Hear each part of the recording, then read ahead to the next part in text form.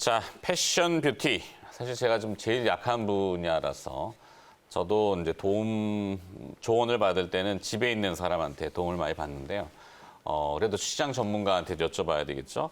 패션 뷰티 빅데이터로 또 뭔가 모멘텀이 바뀔 수 있는 이슈가 있는 모양입니다. 탑픽 찾기라는 코너고요.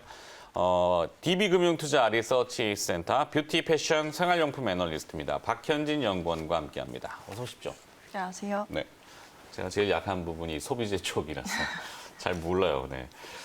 자, 코로나19 확산으로 우리의 삶에 큰 변화가 지금 도래한 건 사실인 것 같고, 예를 들면 이제 언택트 문화라는 것이 많이 생겼는데, 그러면서 이제 뷰티라는 분야가 또 새로운 형태로 바뀌긴 했어요. 안 할 수는 없으니까. 여러 가지 또 이슈들이 많았던 것 같은데, 산업의 변화 양상은 어떻다고 보시는지요? 네. 원고에 이렇게 써 있네요. 네. 우리 일상의 변화는 사실 계속 되어 왔죠. 디지털라이제이션을 지향하면서 꾸준히 변화하고 있었는데 다만 코로나가 시계폭탄을 떨궜다 정도로 표현을 하면 어떨까 싶습니다. 식약폭탄? 시계폭탄. 시계폭탄, 더 네. 빨라지는? 네, 맞습니다. 그래서 코로나19로 인해서 수요와 공급의 공백이 지속적으로 반복되는 어떤 현상이 보여지고 있고요. 봉쇄에 따른 수요 공백이 기업의 경영 악화를 초래하고 또 공급단에서는 조업 중단 혹은 가동률 하락이 고용 불안으로 이어지는 연쇄 반응으로 나타나지고 있다라고 보시면 됩니다. 특히 수요자나 공급자 관점에서의 큰 변화 포인트를 짚어보자면 수요자 측면에서는 가장 중요한 게 비대면 생활 양식이 지속적으로 선호될 수밖에 없다라는 부분들을 들 수 있을 것 같고요. 네. 이외에 성장 확대보다는 현상 유지에 중점을 둘 것이다라는 부분들이 있을 것 같습니다. 그리고 공급자 측면에서는 위기 대응 역량이 관건이 될 거고 글로벌 밸류체인 재편에 대한 대응이 상당히 중요해지고 있다라고 보고 있습니다. 네. 결국에는 이제 공급자 측면이라면 기업 측면인데 그 연구 개발이나 브랜딩, 마케팅의 이것을 아직까지는 사람이 하잖아요. 디지털 뉴딜이라고 하고 자동화를 얘기하고 IT의 혁명을 얘기하지만 아직까지 뷰티 쪽은 사람이 관여하는 분야가 워낙 큰 것 같아요.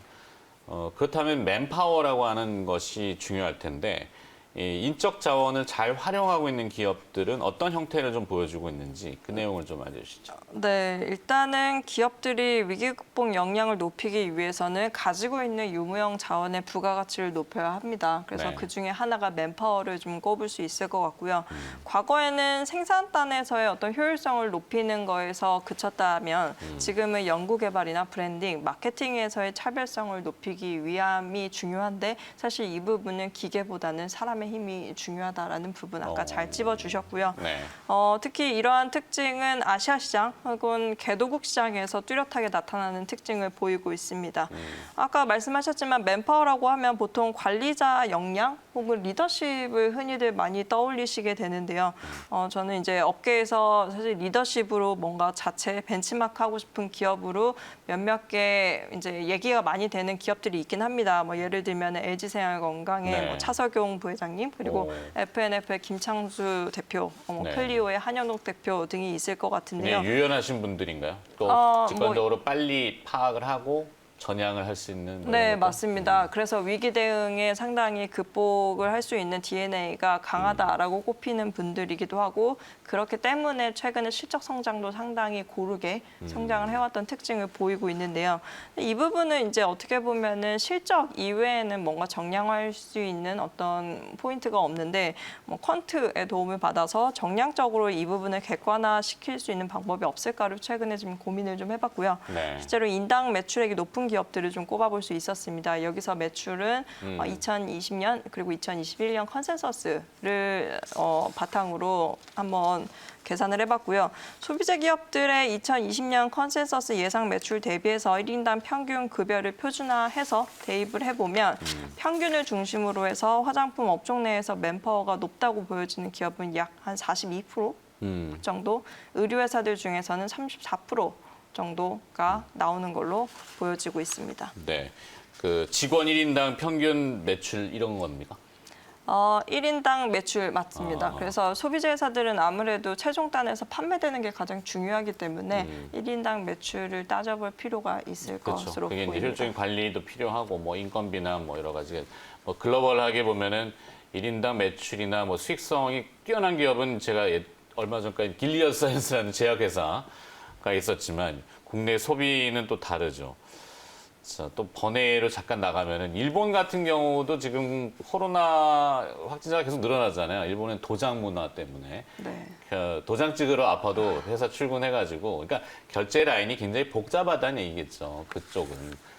투표할 때도 아직 이름 써내서 투표한다고 하더라고요, 일본은. 아, 네. 네. 근데 우리나라는 이제 앞선 몇 가지 대표이사들을 얘기해 주셨는데, 위기가 봉착하면은 직관적으로 파악하고 빨리 전향해서 체제를 쫙 잡는 거잖아요. 그게 맨파워 아닙니까?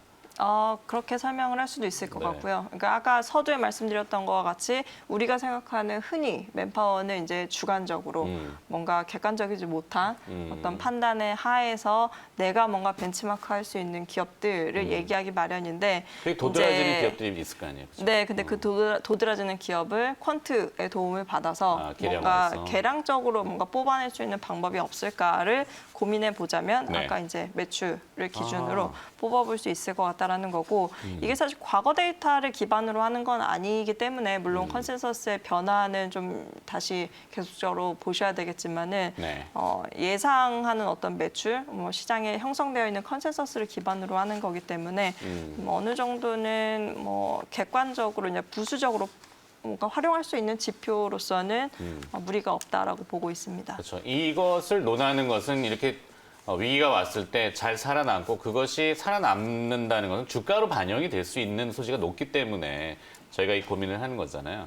그래서 맨파워가 높은 효율성이 높은 기업들, 어떤 기업들이 어떻게 정리가 되는지.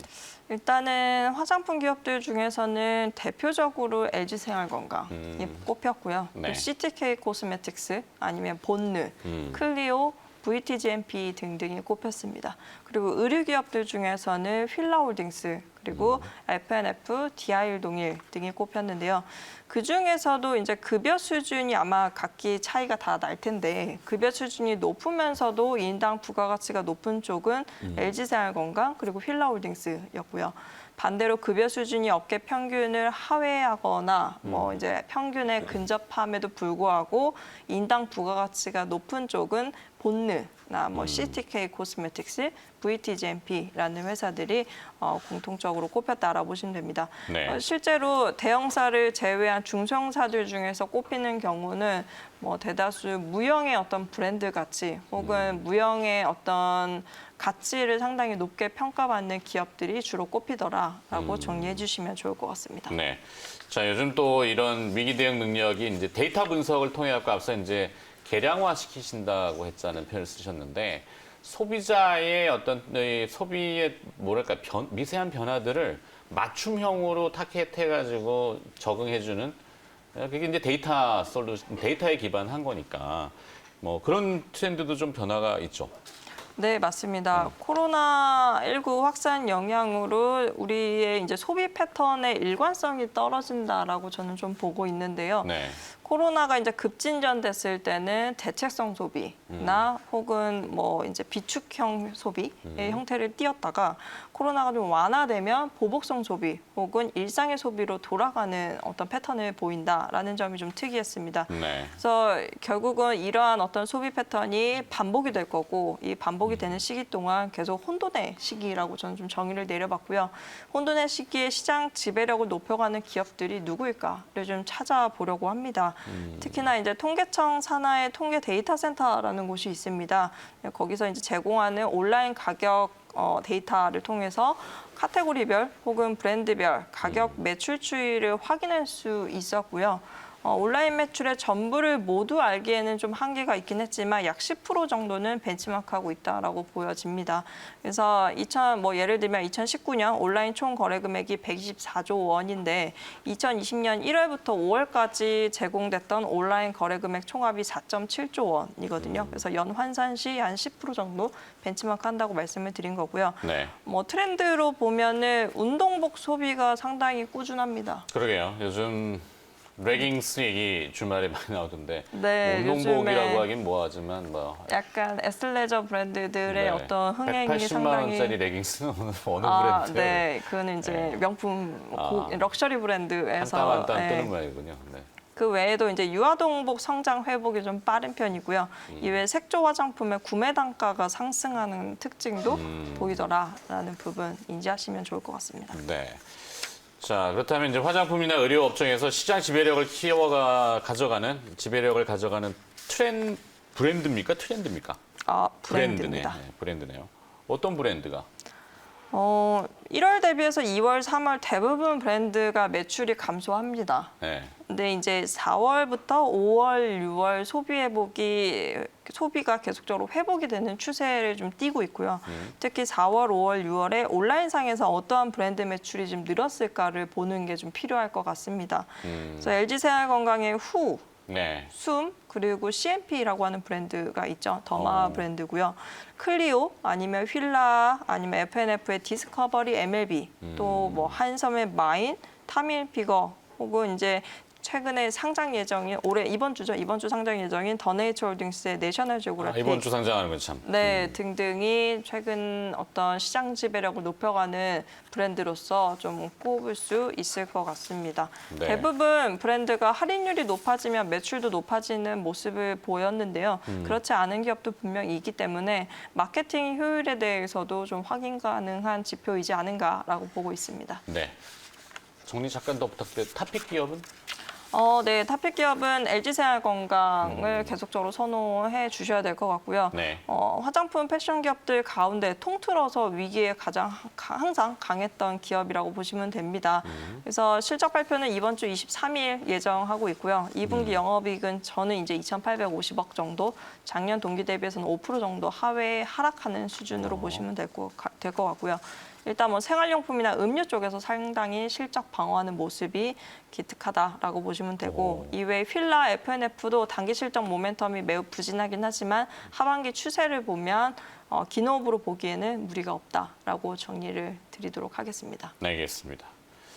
자, 오늘은 사실 타이틀을 180만 원짜리 레깅스 이렇게 했으면 더 알아듣기 쉬울 텐데 하여튼 뭐 표현은 바꿨습니다만 주말에 나온 이슈를 가지고 또 풀어봤고요. 패션 뷰티 빅데이터로 트렌드 읽기라는 주제로 DB금융투자 리서치센터 뷰티 패션 생활용품 애널리스트 박현진 연구원이 수고를 해주셨습니다. 고맙습니다.